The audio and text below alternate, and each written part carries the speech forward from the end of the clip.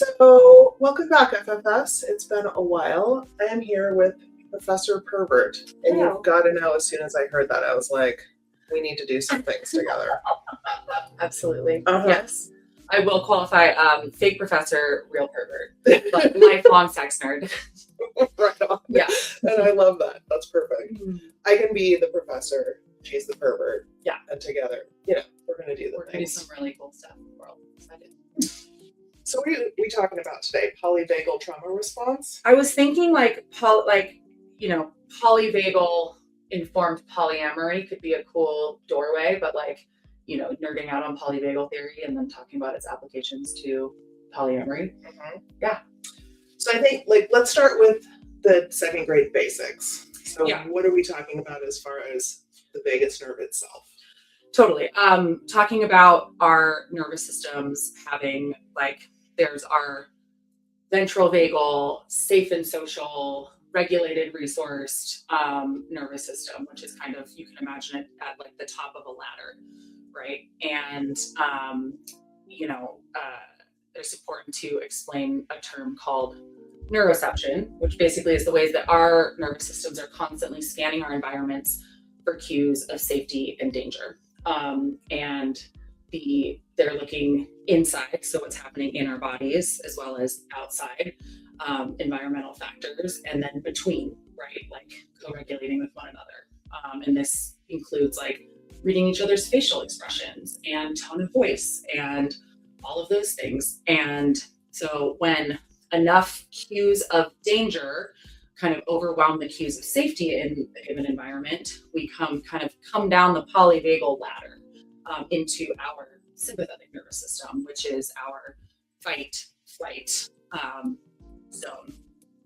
And then, if there's even more cues of danger, we go down into our dorsal vagal nervous system. And I like to use D is a good word to describe this state. So disassociated, dull, dejected, and it's kind of when our bodies sense that there's enough danger that we just need to shut down and play dead.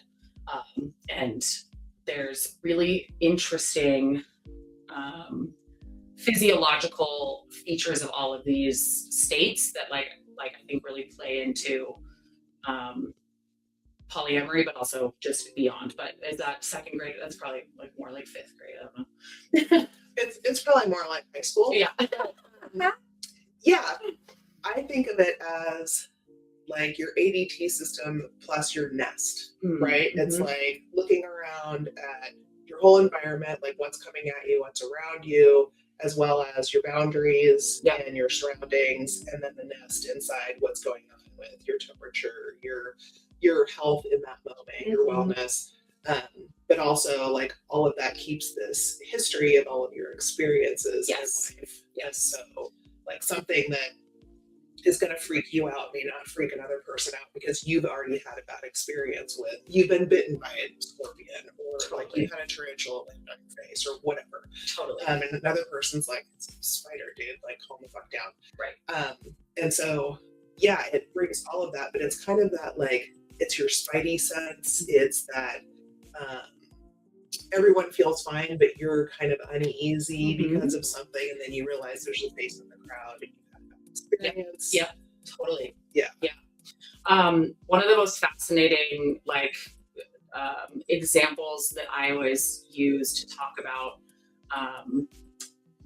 the nervous system is through sound, and the ways in which the frequencies of sound that we are attuned to change depending on our nervous system state. And so when we are in ventral vagal, safe and social, the frequencies of sound that we are attuned to are the middle range of frequencies. And so this includes human speech, and especially prosodic voice, which means kind of sing-songy voice like this, the way that we naturally talk to babies and to animals, those are all a cue of safety to our nervous systems. And so if I just started talking in this low monotone voice, you might feel slightly uncomfortable, but not really have an idea of why. And that is neuroception at work. And so, monotone voice, those sorts of things, that kind of that unease that you may not have a name for, that is like neuroception at work.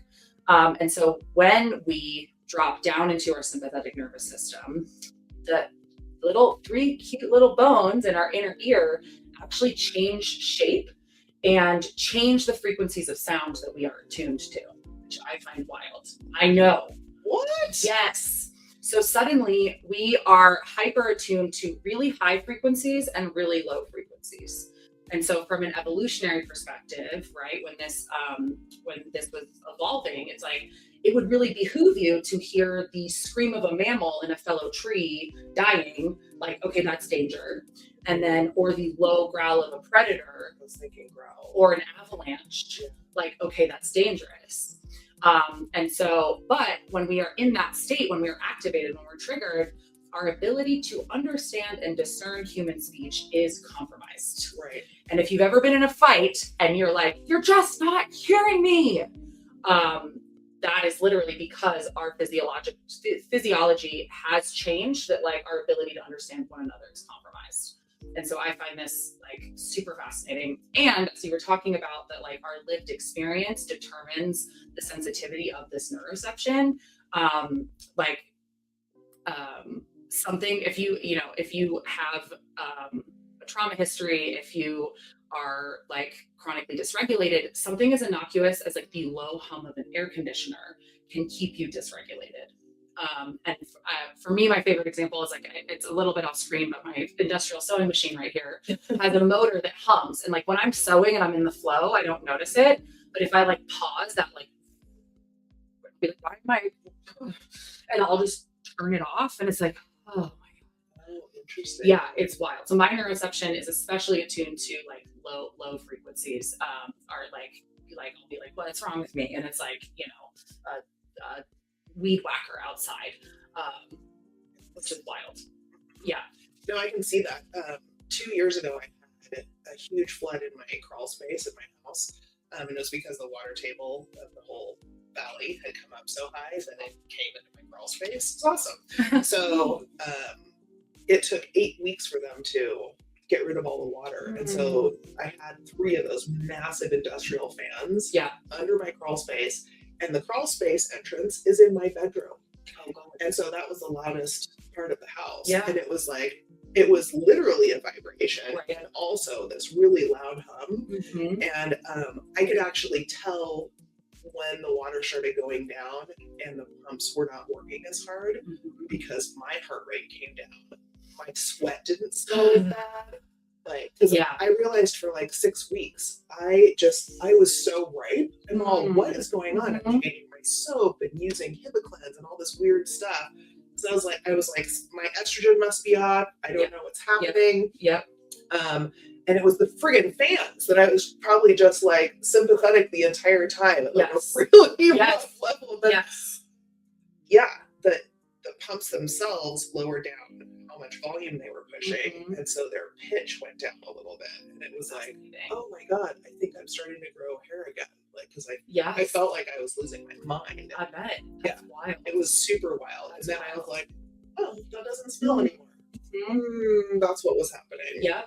And that thing right there that you're speaking to, of like when you're able to bring perception to the neuroception and you have the context for it, that can change everything. And because, as we are beautiful mammals, but we also have these beautiful brains that are trying to keep us alive. And we are meaning-making machines. And so when something happens and we don't have the context for it, we're going to tell a story about it. And because our bodies are trying to keep us alive and are always acting in service of our survival, even in some very maladaptive ways, like often that story is a horror story. And so like this, I think, applies to polyamory in the sense that like context for me is so key to so much of like using your words, communicating well, because it's, I have seen in my life and then in the people around me, people can like work themselves up into a tizzy, like telling a story that like is just completely unfounded in reality. Right. And when I like to do that a lot. Yeah. You're given like this vague overview of I have plans tonight, Mm-hmm. right? Mm-hmm. Hey, do you want to do something tonight? Oh, I have plans tonight.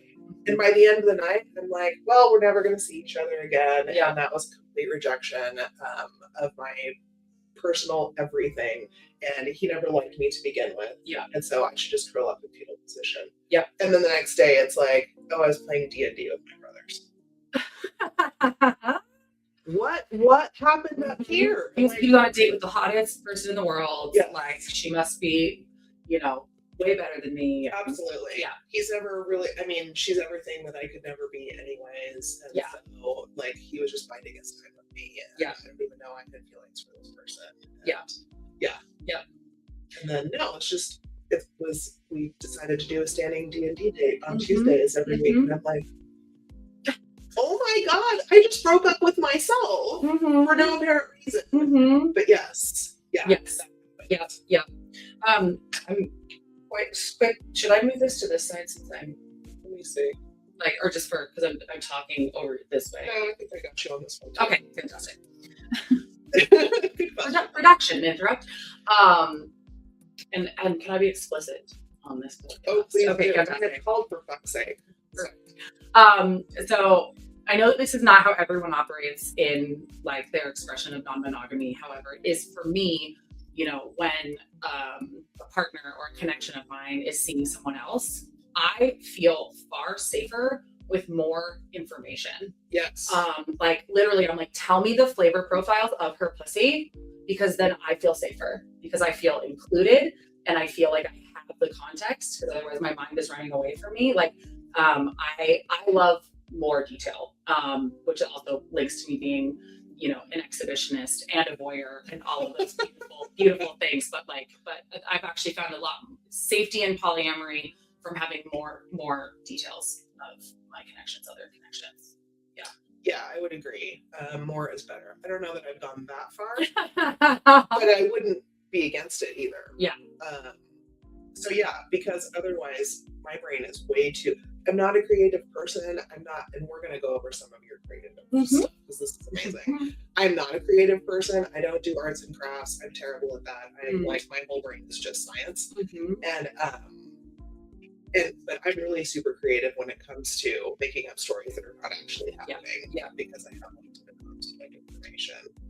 I know that makes some of my partners uncomfortable when I'm like, somebody says, "Oh, I'm going to go see her tomorrow," and I'm like, "Okay, I need to know where you're going and what you're doing and just kind of what the plan is because that feels better." Yeah. And that is the voice that I use in my head. It's really annoying. Yeah, and sometimes they don't want to give that away, and sometimes my metamours are uncomfortable with that information being shared as well. And so you have to find a balance between how much you want to know and what the other people are comfortable sharing. Yeah, absolutely. And I get that, but I think even just having that conversation kind of brings things down to a manageable level for me. Totally, absolutely. Yeah, and I understand that this is not the reality for many, but I have the great privilege of having really deep, close relationships with my metamours. My joke is that I only date people for the metamour. I have a beautiful piece of art in my bedroom that two of my metamours had custom made that says it's this drawing of a bunch of hearts in a bed, and it says the metamour, the merrier. Yeah, and then emphasis on the more, because I often also sleep with my metamours. And that's available. It is one flavor. It is not the only, but it is one that I find really nourishing and fulfilling. And in one of my partnerships, I talk to my metamour far more than the partner, and he gets the cliff notes from her of the need to knows. Fantastic. Yeah. And does that make him feel safe too? Yeah, totally. Because he's super neurodivergent and doesn't have he's very great in person, but because we're long distance, doesn't have the time to just shoot the shit on the phone all the time. And she and I will often body double and just catch up. And so it works great. Yeah. That is great. Yeah. Yeah. The cliff notes. The cliff notes. I don't mind it at all. Totally. Because she and I are going into the minutia of every little thing, and so it works out great. Yeah, that's such a feminine thing as well. I feel there's definitely exceptions to that rule, but yeah, to kind of yes, let me take you day by day. Yeah. For what's going on with my life. Yeah. Yeah. I'm very lucky. My best friend, last night we were even talking about, because he was getting a good play-by-play, and he's like, I don't get this from my bros. It's really unfortunate because like they're probably having really fun sex, but like, you know, so I call you to get the spicy details of the things. Yeah. And as an exhibitionist, you're like, good, I want to tell you all of it. Yes. And I guess just like quick note there of like something I say in like opening circle of my play parties is like the importance of getting consent and determining people's comfortability with sharing details, and also like the nuance of like, okay, you're okay with me sharing the details of our date, but like don't use my name or use my scene name. And like that's really important. And like, you know, like luckily my partners like let me share about the sexcapades in my Instagram stories, but like that has been pre-negotiated. And I think just like the importance of that is being like really important to honor each other's boundaries, and like the differing levels of comfort around that. Because sometimes being outed can be really impactful in someone's life. Yes. I'm a public pervert, and I show my cervix in my Instagram stories regularly. And I have several friends that like could lose their job or you know, familial relationships, like if they were ever outed as kinky or poly or any other, you know, kind of non-traditional That's right. relational structure. Yeah. I mean, that is your personal business, just like anyone else's. And because we're engaging in something that's non-traditional, you have to come out. Mm-hmm. I mean, almost like anybody with their sexuality, gender identity, any of that. Yeah. Unless you're like a cis hetero person who never has to address anything, then you have to come out. Interestingly, like one of the people who has gotten banned from our Polyvagal takeover, it was because of that. And it was actually me that he outed in public, using my name, using my partner's name, in a park, and telling stories about that. And it was overheard by one of my ex-partners and his wife. And they were like, is he talking about Cari? And it's like, of course he's talking about Cari, because it's Cari and my partner's name. Yes. And talking about our sexcapades. And it was like, you're in a fucking crowded park at a festival. What's wrong with you? Yeah. And so I was still very good friends with both that ex-partner and his wife. And he was like, oh, we should go to lunch. We should catch up. And I didn't think anything of it. Yeah. And so, yeah, we ended up going for a walk like a week later, and we got caught up and we were chit-chatting, and he's like, I got to tell you about a thing that happened. And he told me, and I was like, I will never be around that person in any kind of intimate way ever again. Yeah. Because he was also remorseless. Yeah. Like, he got called on it, and he was like, it's whatever. Ew. It's so not whatever. And he's like, well, if you have a problem with it, then it's your problem. I'm like, you are the one who caused the problem. Yeah. So it is actually your problem.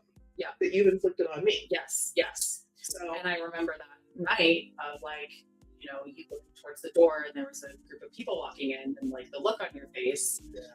And then, you know, I had incident with this person like shortly afterwards, and then I went up to you and I was like, curious if like the look that you gave to that group of people, was it this person? And you were like, yep. I was like, huh. Yeah, because he crossed your boundaries a couple different times too upon meeting you. Yes. Like almost immediately. And I think the biggest, like the first red flag, which I think like speaks to all of this like really beautifully, is like, you know, it wasn't even in a sexual context. It was complimenting an item that I was wearing, and that I had handmade, like with a bunch of bones and like all kinds of great. It was weird. Thank you. And he was like, "Oh, that's so cool. I've been looking for something like that. Like, will you make me one?" And I just very calmly I said, no. And there was this like reaction to that no. And I was with a group of people, and I shared, you know, like I've been an artist for most of my 35 years. And, you know, I used to, before I had good embodied boundaries, people would bring projects to me and I would say yes.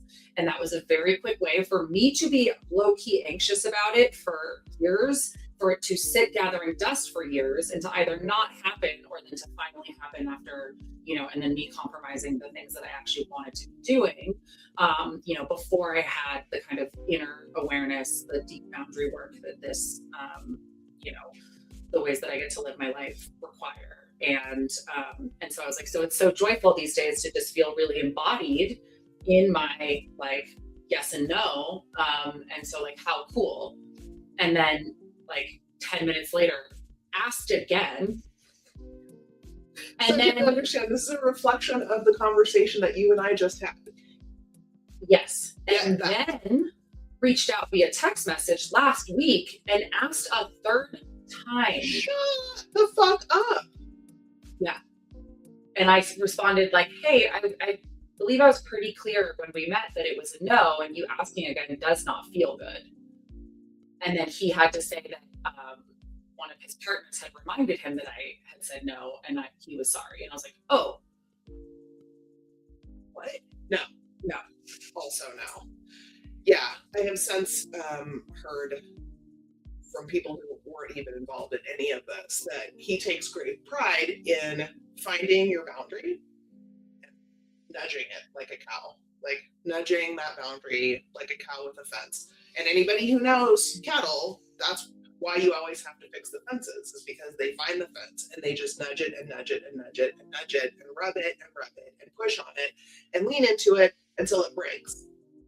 And I think he's breaking relationships and he's breaking trust with people because he finds your edge and he just wants to push on it until you have a new line in the sand and you have a new line in the sand, you have a new line in the sand.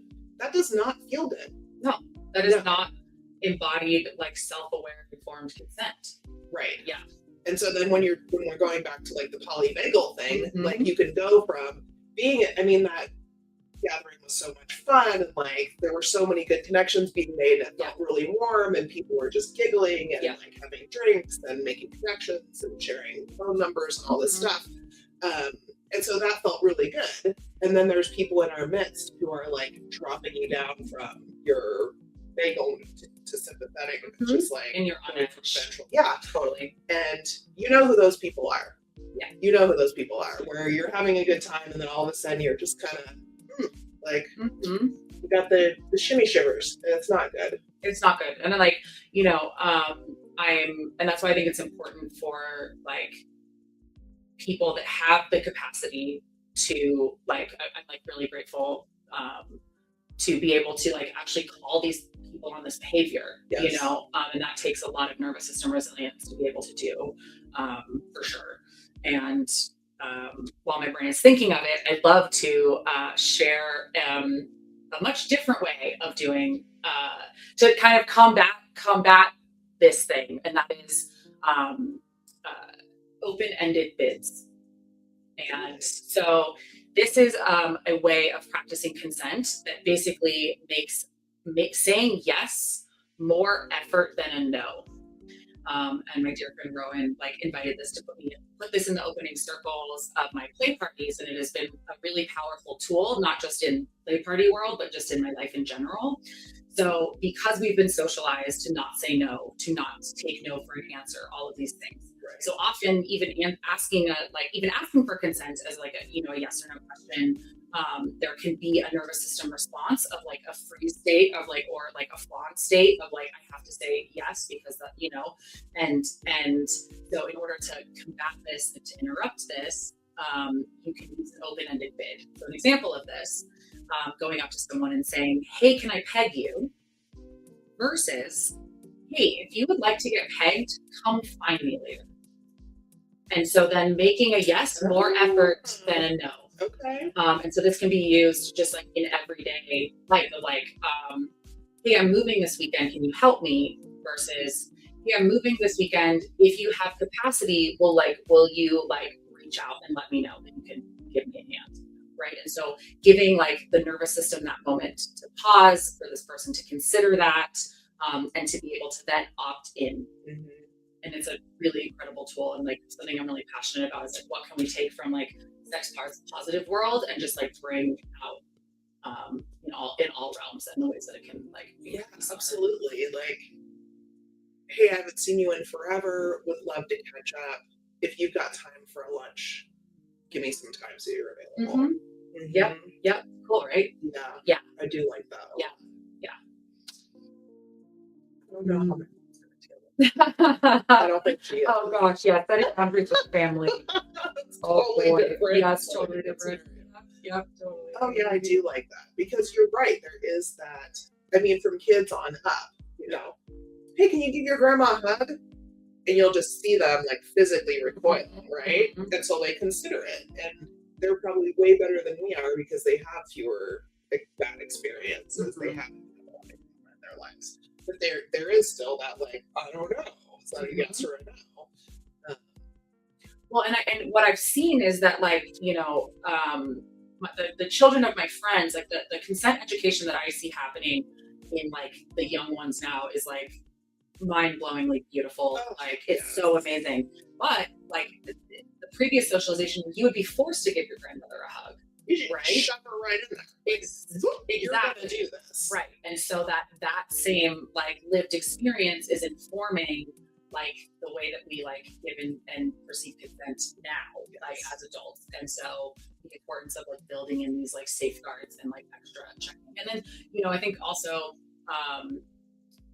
this comes back to the nervous system in the sense of like attunement, because like if you are really attuned, someone could be saying yes, but like you can see in their body that it's not actually a no. right. And you know, and then also as a person that holds power in many different ways, but like especially like in an institutional way where like I've been in a power position in communities, like really kind of having to learn that the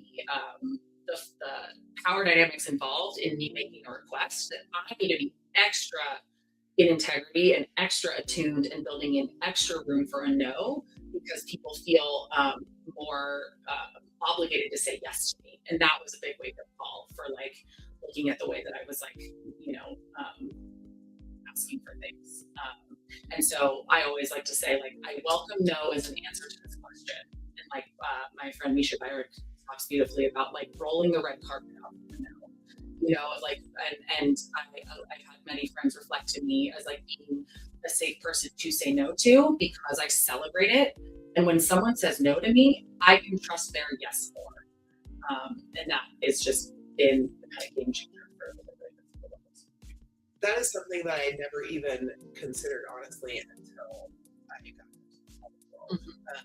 Because as a physician, as a imposing, large, intimidating Black woman, however you want to interpret that in our society, you didn't tell me no. And I didn't really realize that, because as a Black woman in America, I feel like I am on the lowest rung of any ladder, right? Like I am so undervalued. We have no power. It's just assumed that you're dumb and uppity and difficult and all of the things, right? And then I'm in medicine. I've always been in a very male-dominated profession when I was an athletic trainer. Now as a physician, especially in the emergency department. So that's changing. Way to go, chicks. And I feel like I'm a very collaborative person. I've always been into team sports. Then I'm an athletic trainer, team sports, ER, team sports. So I feel very collaborative in anything that I'm doing professionally. Like I can't do my job unless 7 of you do your job. And so we're all doing the same thing for the patient in this facility, right? But there is that inherent, she's the doc. And so, you know, tell her no. Right.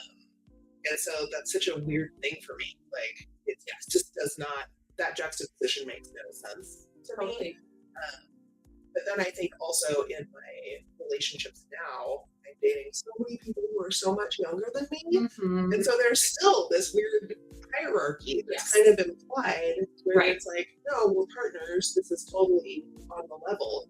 But then it's like, I'm decades older than you. I have a lot more experience. I'm sharing my life experience to help bring you along. And I'm kind of this mentor, maybe. And it's so weird to me. But yes, you've got to tell me no.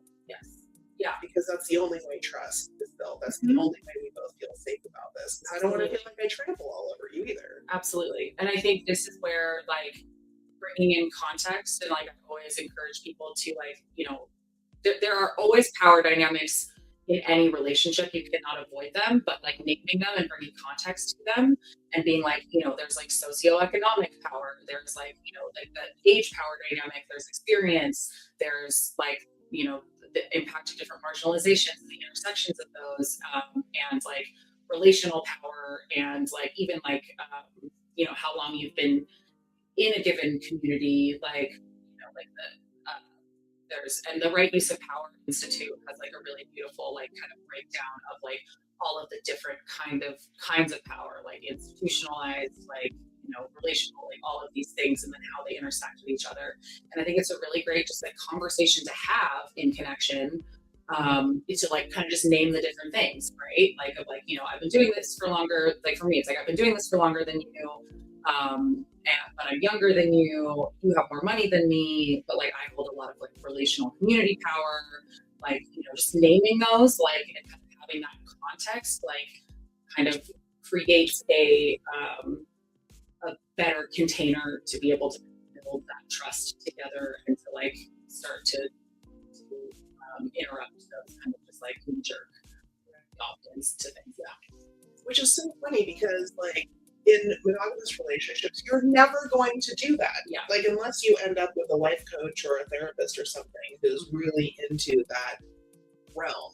Yeah. Those are never things that you're going to talk about, and yet those are the things that deteriorate relationships, right? Yeah. And that's why poly just blows my mind. I mean, I've only been doing this for 3.5 years, but the previous 35 years of relating in monogamous relationships, like the communication there was minuscule. Yeah. And that includes marriage and living with people and all of the things. And I'm like, I don't feel like I have a really hard time talking about stuff or being driven in a conversation of being vulnerable. Yeah. But damn, it's just not discussed. Yeah. Yeah. Yeah. Totally. Yeah. It's like mind blowing. Just the sunshine that you let in on a relationship so that, and even my own friendships, yes. Yes.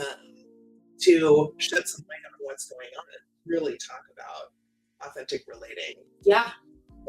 Openly. And like the way that it impacts even my platonic, like non-poly relationships. I have 3 friends over here, like one that I've been friends with for most of my life, another one for a good 10 years, and then a newer one from sex positive community. And my friends, we were working on a journal collaboration that I'll show you a little later.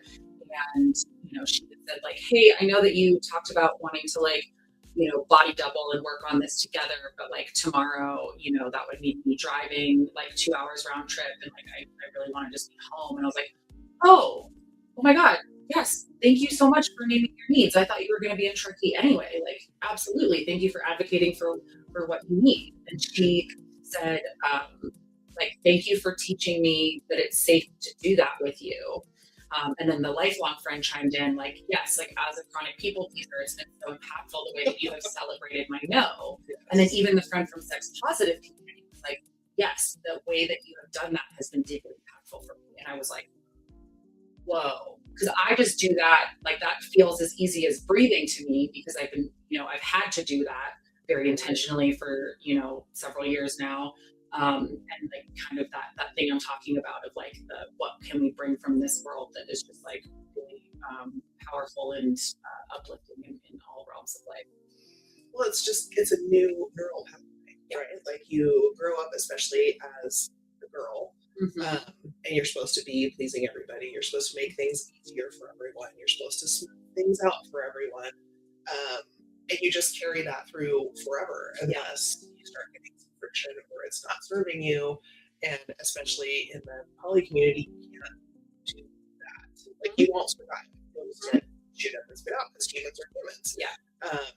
And so, extrapolating that into the workplace or your, vanilla personal life, things like that is gorgeous. Yeah, it really is. Yeah. And I've learned to understand. A really good friend of mine started very intentionally saying no several years ago, but I would say like 10 years ago. And I was just like, why is this so hard to get to see you? Or why do you flake? Or why do you not show up? Yeah. And so, I mean, she could be doing it better in that way. Yeah. Just being like, I don't think I'm going to be able to make it Right. and warning you instead of just last minute, like, I'm not coming.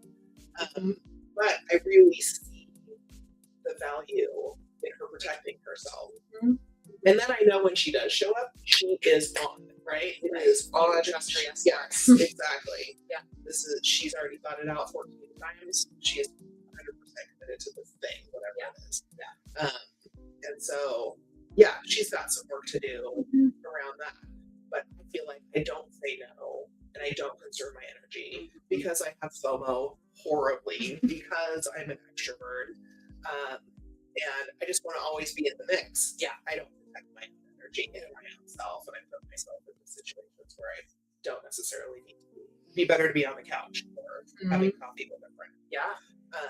So yeah, I need to get a lot better at that. Yeah. And I I went through an experience like last fall that kind of like slowly bled into this fall of like going through a complete nervous system meltdown where basically, I had been going a million miles an hour, I had been saying yes to everything. And I had like this 3-week trip that was like back to back to back to back stuff. And it was like bookended with like 2 very like dramatic incidents. And so like the first one happened and then like death related, and then I had this 3-week trip and I like basically like completely disassociated in order to like keep showing up for all the things, and then more intense things kept happening, and then it was bookended with another like death, like unexpected death situation. And I then had a like 10-hour drive home and I was alone for the first time in 3 weeks, and I experienced a complete and total nervous system breakdown. I like couldn't get out of bed. I was hypersensitive to light and sound, which is like total dorsal vagal impact. Like I couldn't go into a grocery store without earplugs or like glasses on. I like sounded like it was like moving at like molasses level. And I was like hyper sensitive, where like things just like small things became like just massive. And it was like, as a trauma nerd, felt like I was getting a practicum, in these things, because it's like noticing the physiological effects of that on my system. And so like I was by necessity really forced to like learn far better boundaries, but it's very hard one. And there's something like a piece here where around awareness around trauma responses being like so essential in these spaces, especially, and like that kind of hypersensitivity I was speaking to, where like I was getting super triggered, and if I didn't have the awareness and the context, I would like, have like burned something to the ground, and realizing like, okay, right now I am an unreliable narrator, and so like I need to take a beat and work through this before like setting something on fire. And that like is like a piece of the conversation that I think I see missing in a lot of sex positive communities, like awareness around trauma response and the way that impacts like the way that we are like reacting and showing up to something in a really big way. Yeah, I have to say, I mean, after being in the emergency department for 2 decades, I had burned out that somatic response again at all. I didn't know what hunger was. I didn't know what anxiety was. I didn't really know what fear was, because when you're operating at a 10 out of 10 for decades and just trauma after trauma after trauma, and then like picking at that, letting it lead, and all of that, it wasn't until I went on sabbatical for months and months. It might have even been like over a year, I think. I was driving near the hospital and I was like, oh gosh, I am warm. I don't know what's going on. My armpits were tingling. I felt a little nauseated, or just like this weird, like hollow heaviness in my belly. And I was like, I'm getting sick. Maybe I need to poop. I can't figure out what's going on. And then as I, was 4 or 5 blocks past that, things got better. And I'm like, what just happened there?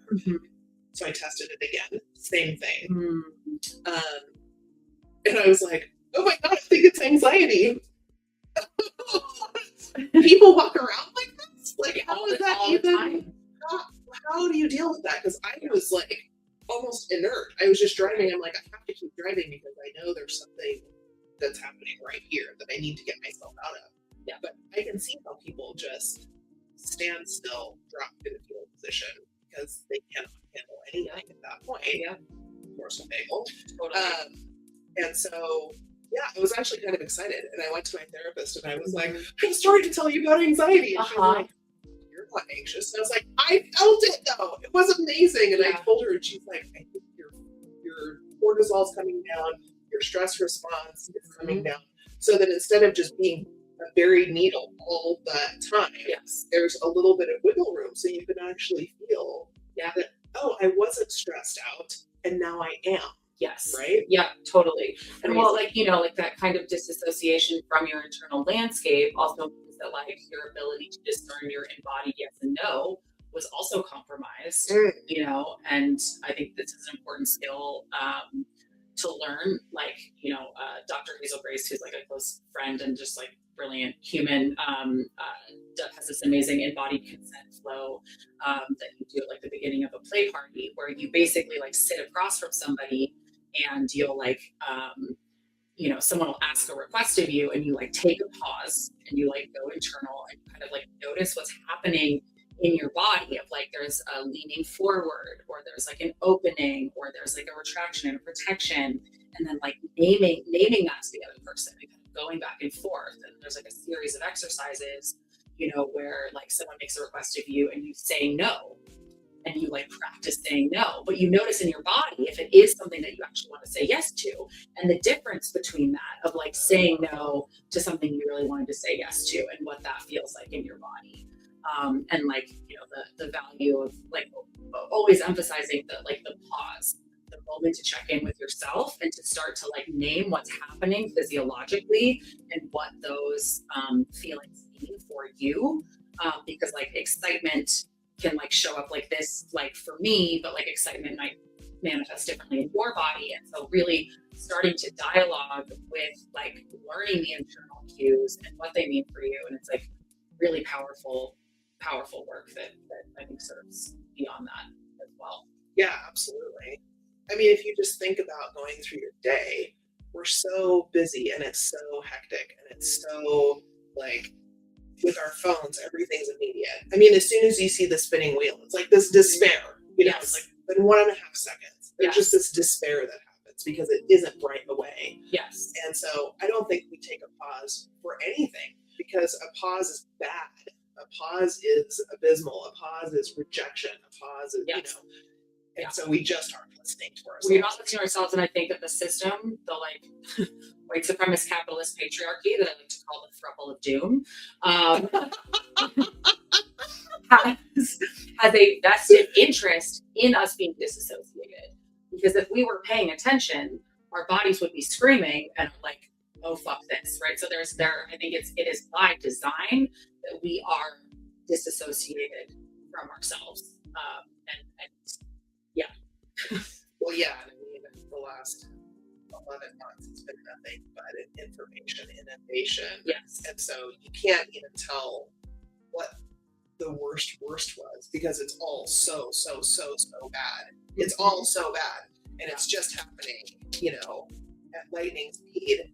And that's on purpose so that you don't even know where to react or where to feel anything because it's all just bad. And so then if you're in dorsal vagal and everybody's in fetal position, then they get to do whatever the fuck they want. Yeah. And I feel strongly that this is the machine gun approach to just making sure that our society doesn't fight back. Yes. So yeah, we have to help each other take that pause. Like get away from the radio, get off the phone, like not pay attention to the news for a little bit to like pause, take a breath, feel what you need to feel, gain some strength, and then go back up.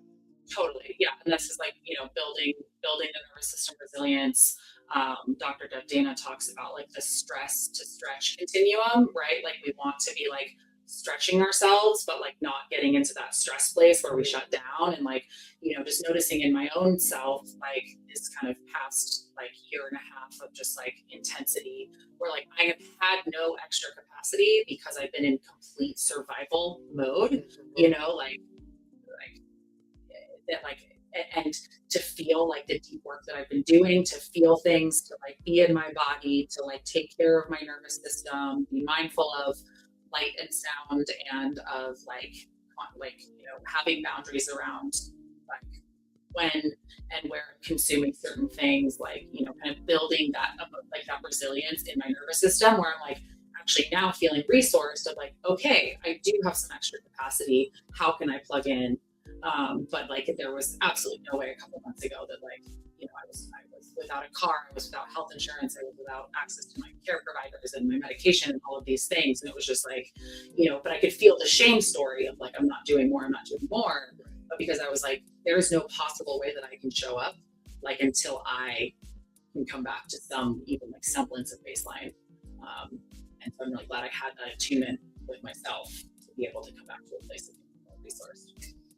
Yeah, I feel like the vast majority of people are running around with no consciousness of that at all, no recognition of that at all. They don't know why they don't feel good, but yes. They have to keep going. They just have to keep going. You have to say yes. You have to keep going. And then that's how you end up with, frankly, people unaliving themselves or, walking away from their entire situations because they didn't take care of anything along the way. Right. And then you just like leap off the cliff. Yes. Right? Because our bodies are talking to us this whole time, but oftentimes we've been taught to suppress that or to not listen to it. And so like it gets to the point where it's just like, on fire already, even though it's been smoldering and smoking for a long time. And like, I think that's why building these tools, building that awareness, building that connection with self is like so vital for this work. And I will say that it's a muscle, right? I remember the first time setting a boundary, like felt like I was going to die because my nervous system thought so, because it was like if I say no, I will lose access to community or to this person, which like there's a very real sense of like when our nervous systems evolved where like losing access to community was a life or death situation, and so knowing that and being like, okay, little like parts, like, like I know this feels life or death and it's not. And like, and it gets easier every time. And now, saying no to that douche canoe was like easy. Yeah. This is about a hat and about your ego. There's zero to lose here. Yes. But I coach friends all the time through like needing to set a boundary. And I'm like, you're probably going to have, a hangover. You're going to feel like everything's on fire. And like, trust me, it will get easier. And like, I'll be here to like co-regulate with you and support you. But it's very necessary work. That's not easy. And we're in a culture that like everything's instant and there's a, prioritization of ease and swiftness. And it's like, this is a long game, which makes me think of the thing I wanted to talk to you about. I think in a nerdy moment around the nervous system and myelinated nerve sheaths. Oh yes, because I think I told you I dressed like one for Halloween. I was a neuro, and it was ridiculous, and it was a very medical school. I was not out in public like that, mind you. It was a house party, and people were like, "What is? You're just hanging ATP from your belly button ring and wearing Saran wrap like myelin sheaths." I'm like, "Yes, you got it, very good." And I had like put foil on my hair, so that I had all these like crazy dendrites sticking out. Yeah, it was fantastic. Yeah.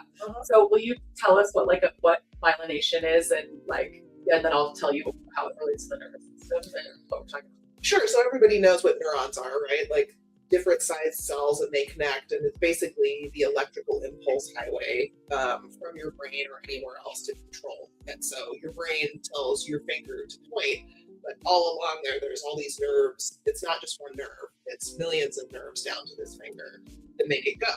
Well, if you didn't have myelin, your brain would go, lift your finger up. And several minutes later, your finger would go up.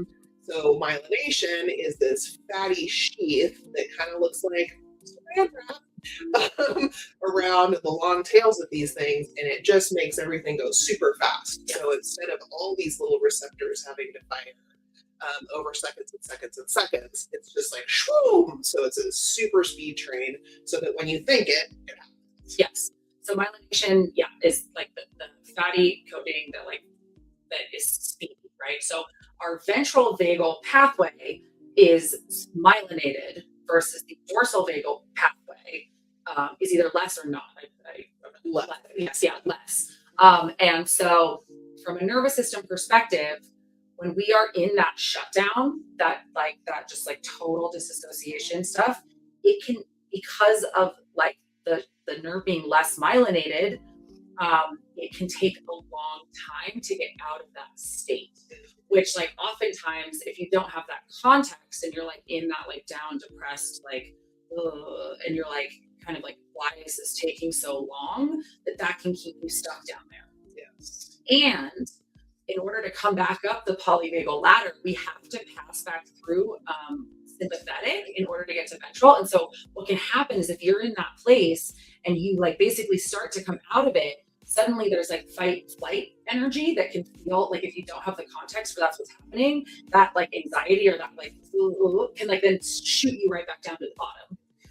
And so for me, when I'm in that shutdown state, because I have the context for the nervous system and I start to like kind of like, I'm like, oh, this is a good sign because I'm coming out of there and like returning to the top. But you need that context, or it can kind of keep you just cycling down at the bottom, like chronically dysregulated, like going from dorsal to sympathetic and like looping there. And that has to do with myelination. But so the ventral vagal pathway being myelinated, things like being a premature baby affects the myelination of your nerves. And so there's like interesting stuff there about the different like health stuff that can like affect the myelination of your ventral vagal pathways that can really affect the sensitivity of your nervous system or the speed at which things happen, that I find really fascinating. And my understanding, correct me if I'm wrong, is that the dorsal vagal is like lizard brain. This is like the dinosaur. This is the first that was like 500 million years old. Super raised anything. Like, that's part of your heart rate and your respiration. Like this is just super basic stuff. And so that's why when you don't have any energy and you've been forced into this place, like you're just fetal position trying to survive these basic needs. And then fight or flight is I'm more functional, I'm moving, I can be in an area that I need to be vigilant about. So that's the kind of fight or flight thing, right? So that's more evolved. And then ventral vagal is pathway. I'm going to Costco and I'm dealing with the parking lot. And so you're in the sympathetic, and then you get in, you're like, oh my God, my favorite TV that I wanted was on sale. And I just saw somebody from work and I got a hug from a friend, and the person I checked out with was lovely. And so then you're up in this ventral vagal where you're like, oh, it's super cool and everything is great and groovy. And so, I can see why, because nothing is myelinated down. Right? It's just like, this is how it feels. Things are. And it's uniquely mammalian, the ventral vagal pathway. Like only mammals have it. And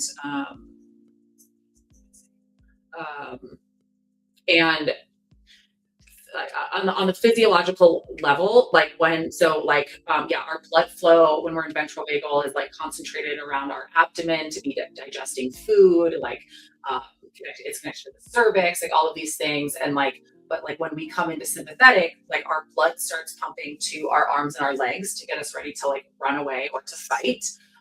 And our vision actually narrows and goes into tunnel vision, which is like actually a really neat trick to kind of trick your body into coming back out, is to like intentionally widen your gaze by following your eyes with your fingers, which is like one of my favorite little hacks. But so tunnel vision, I talked about the sound piece. And so like, this is why like slowing down and being present with your food is going to help you digest it better. Being regulated is going to help you be more connected to like your body during sex, for example. Like there's all of these just like really fascinating, like cascading biological impacts of our different nervous system states and like how they show up. And it sounds so pitchy and silly to be like, just take 3 deep cleansing breaths. But that's what that is. That's like telling your nest, yes, we're at 68 degrees. Like everything's okay. I know that it feels too hot or too cold, but like take 3 deep breaths, check the thermostat, and then you can get out of that sympathetic, like that phase to, okay, we're good. Like it's good. And I don't think people take that into account. I think that's another reason, like if you're in that weird fight where like you're just not even communicating and like you don't understand why you're not being heard, that they're probably not understanding what you're even saying. Yes. To walk away and like somebody just go take a fucking walk. Yeah. Like yes. You're like you're sympathetic, like you're going down the ladder, and you're just gonna end up in the chasm unless you stop. It takes at least 20 minutes once you're in sympathetic to like return, like, and that's an at least. And so this is where, again, the sacred pause, a bit of a longer sacred pause. And, you know, I took my mom to Burning Man this year.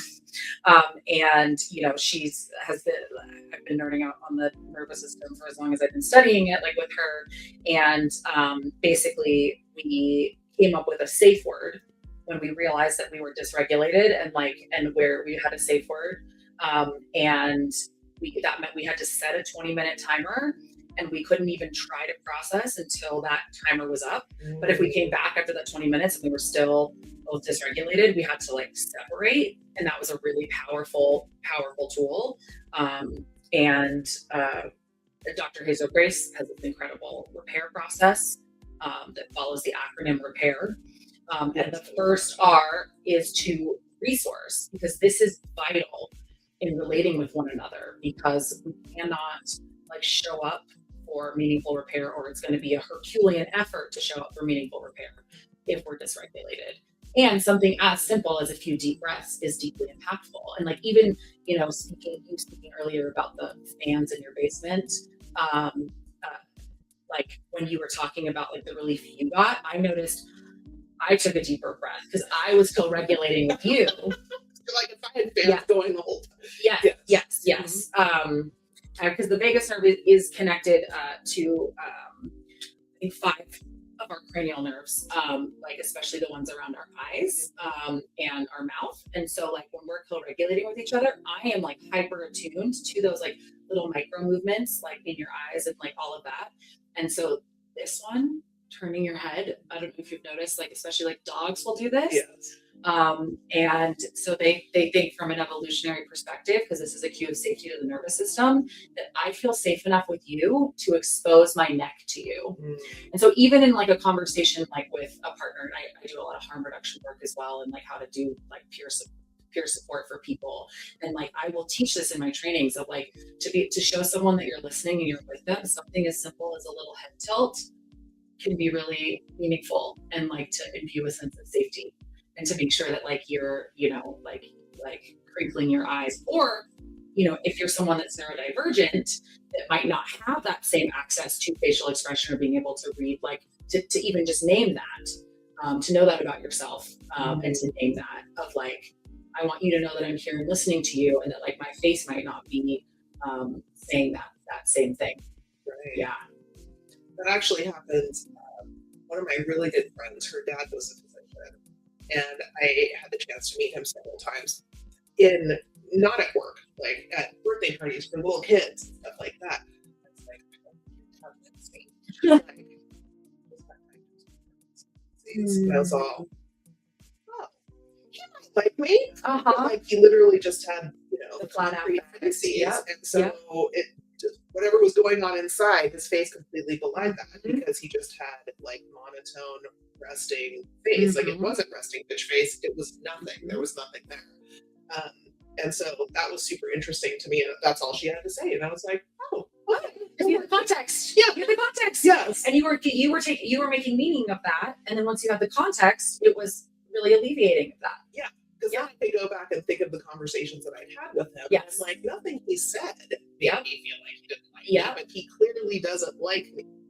My lizard brain was like, don't trust this guy. He doesn't like you. Yep. And then I had to like rise up and evolve and be like, this guy can't make any faces because his brain is not working.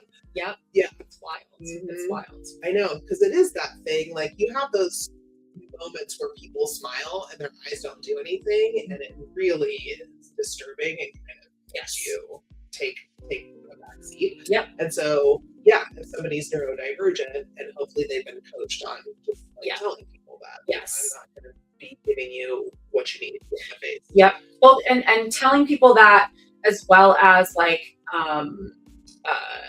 learning how to be more attuned to something that doesn't come as naturally to you, like especially in like sex positive spaces. Like I'm doing a deep dive right now on like kink and the nervous system, and like there was an anecdote in the book that I'm reading about like an experienced dom who is like has Asperger's and has realized that his like attunement and then also the way that he's showing up like is really important for him to both like build in extra levels of like checking in, you know, because like attunement doesn't come naturally like to him, and then also to give context around like the way that like his face or his tone, like, you know, and to be extra affirming that like with the words that he's using, because like his face isn't giving those cues. I just found that like fascinating.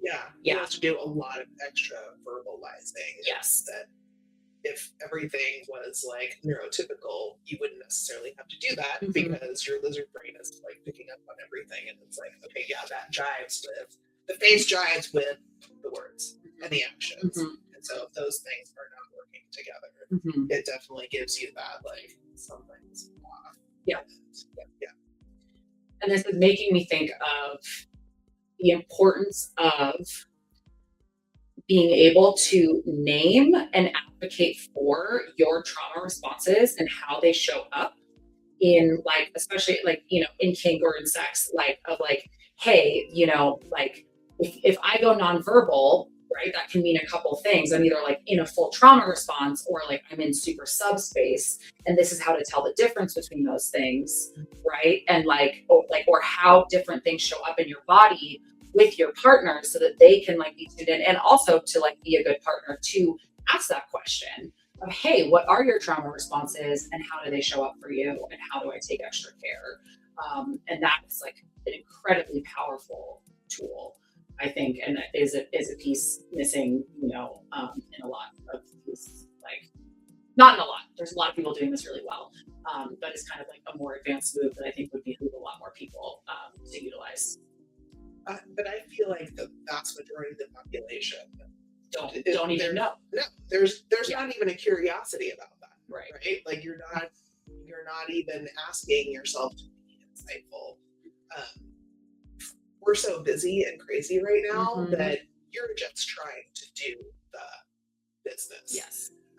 And so having the time and wherewithal and bandwidth to even be coached through that, or have the curiosity of, is this something that I need to consider, is a foreign concept. Like I would say 10 years ago, I wouldn't have, maybe 15, because I've had a lot of therapy.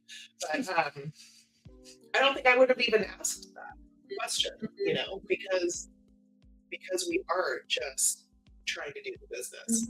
And so this is just frosting. Like this is what makes the cake sweet, and the frosting, and really diving deep into yourself so that you can make deeper connections with other people too, whether they be sexual or not. Totally.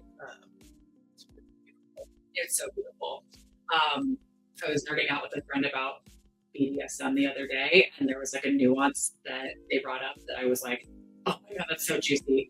Because kink can be an incredible tool for trauma transformation in so many different ways, to like intentionally go into an experience and like rewrite the neural pathways, like, you know, and to like opt into something, like, you know, there's really juicy topic. But they were talking about like, as a dom, like having that conversation, like what are your triggers and trauma responses, right? And then like when that happens, of like, you know, I'm going to give you the option right now to go deeper into this, to like explore this, to like have the, you know, transformative potential, or cool, let's pivot and like and change, and giving that like menu. And I was like, oh my God, that's so juicy. I like love, like that was just even extra advanced of like the, you know,